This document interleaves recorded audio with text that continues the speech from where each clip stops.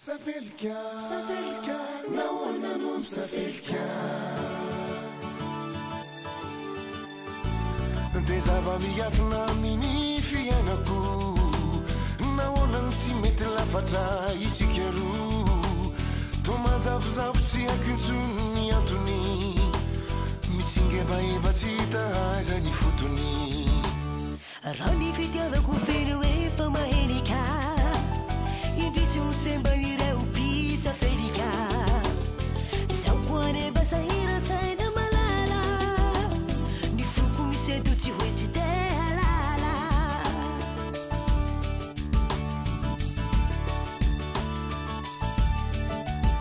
Fa ny fiainana ve dia tsy maintsy misy safelika, toy ny andro mazava zay tambony herika. Ka isika zay mangata eto ambony ny lakana, lasa misedra tsy fidiny resakana. Fa mbola misy miandrandra ny lanitra, tsy matahotra an'Andriamanitra. Kanefa ny valitsa felika, dia nenina foana matetika. Raha sisy prisa felika, tafaraka ve isika?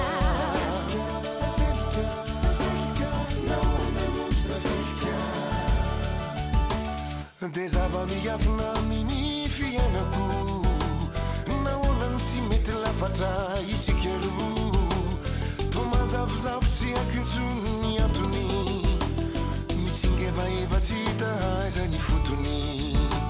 Raha ny fitiavako feno efa mahenika, indrisy ny semba ireo mpisafelika.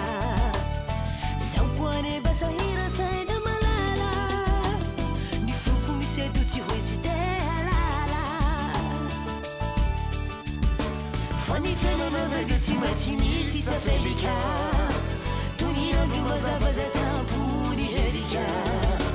Ka isika zay mangata eto ambony ny lakana, lasa misedra tsy fidiny resakana. Fa mbola misy miandrandra ny lanitra, tsy matahotra an'Andriamanitra. Kanefa ny valitsa felika, dia nenina foana matetika. Raha sisy prisa felika, tafaraka ve isika?